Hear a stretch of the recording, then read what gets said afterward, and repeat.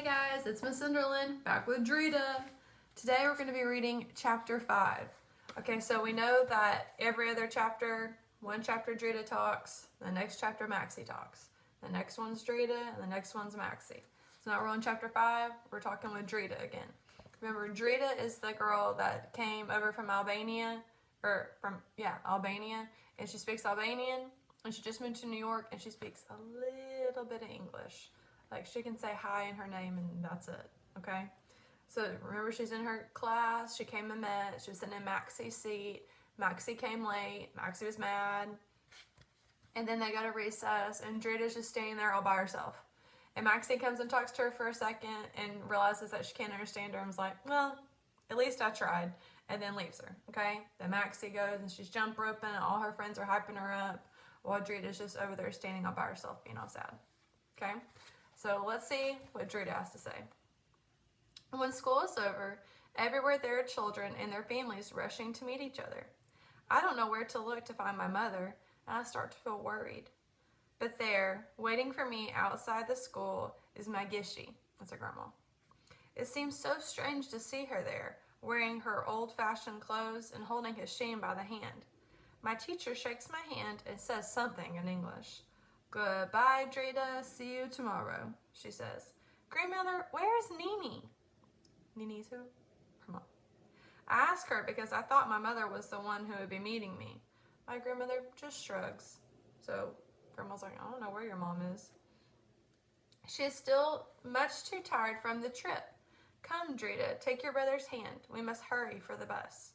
Okay, is her mom still too tired, or is her mom sad?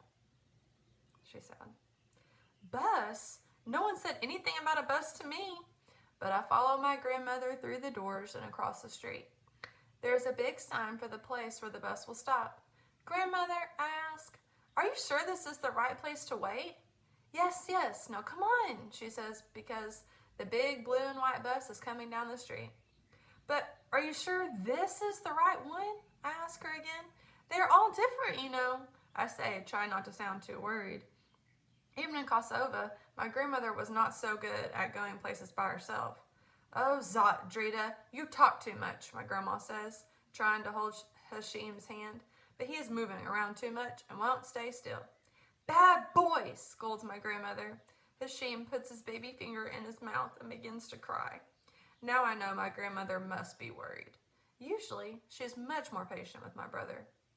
We climb up the steps, and my grandmother puts some money in the slot, just like in Kosovo. It seems strange to me that even though everything in New York is different, the buses are exactly like the ones in my country. Up, my grandmother says, putting Hashim into a seat. My grandmother unfolds a little piece of paper and studies it. The words 112 Bedford Avenue are written there in my father's handwriting. Our new home. So 112 Bedford Avenue, that's their address. That's where they live. The bus turns down the street and we pass the market. In the morning, this colorful and noisy place made me happy, but now all I feel is worried. Across from us, there's a lady in a black jacket and a boy a little older than my brother. They're staring at us. That lady looks nice, Grandma, I tell her. We should ask her for help. She doesn't speak Albanian, my grandmother says. But if you show her the address, she might know, I say back. I know a few words. Maybe if she speaks slowly, I will understand. But my grandmother shakes her head. The little boy smiles at us while his mom looks out the window. From the way he is chewing, I can tell he has a big piece of gum in his mouth. Now more and more people get on the bus. But these people do not act friendly to us. They have dark faces and clothes. They stare at the floor or read the newspaper. Soon the bus is so crowded, I know my grandmother is lost. At last, the lady grabs her son's hand and they stand up. I'm worried that once they get off the bus, no one else will speak with us. But now we are lucky because the nice lady comes over to us. She holds the metal rail and smiles down at us. Are you people lost? She said. My silly grandmother is just staring ahead, afraid to speak to an American person. I know it is not so nice to me, but even if my grandmother is mad, I don't care. I take the paper from my grandmother's hands and show it to the lady. I try to remember some of the English words my father is teaching me. Please, I say. Where is? The lady looks at the address. Come, she says, waving her hand. Follow me. I almost have to pull my grandmother off the bus and down to the sidewalk. That way, the nice lady says, pointing one direction. Go very far. Standing next to her, the little boy blows his bubble. Pop, it goes. Pop is a what? Interjection. Y'all are right. And the pink candy is all over his face. If we were not so lost, maybe this boy would be a good friend for Hashim. Thank you, I say to the lady. Now we begin our walking. First we walk 10 blocks, then 20. Oh, Bobo, where is it? My grandmother says. I think it's very far. But the sign says Bedford, poor Grandma says, still confused. Yes, but look, the numbers on the buildings are different, I tell her. That means we are far away. Soon, Hashim becomes too tired. I have to carry him in my arms. Zot, my grandmother complains. My feet are so sore. Because it feels like now we are walking 100 blocks. But then, at last, we see the building that says 112, our home. My grandmother groans going up the stairs. This city is too big for an old woman like me. I think my grandmother is right. This was way too much walking for her, and for me too. If only my mother had come to meet me, we wouldn't have had such a bad time. But when we open the door, I see that it is true. My mother is still too tired from our trip because she is lying on the bed just like this morning, wrapped in a blanket, and she is fast asleep.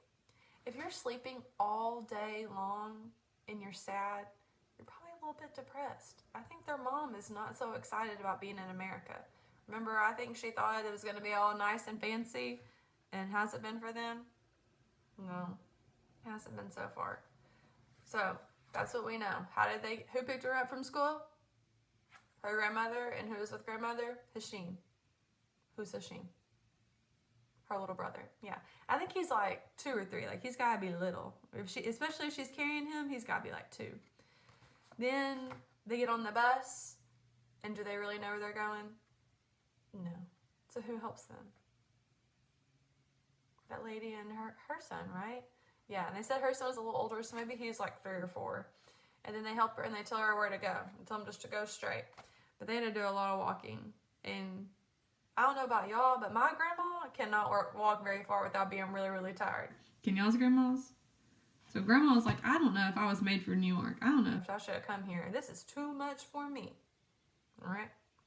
Okay, now I want you guys to go fill out your Google Doc and answer the questions about the chapter. Thanks. Bye.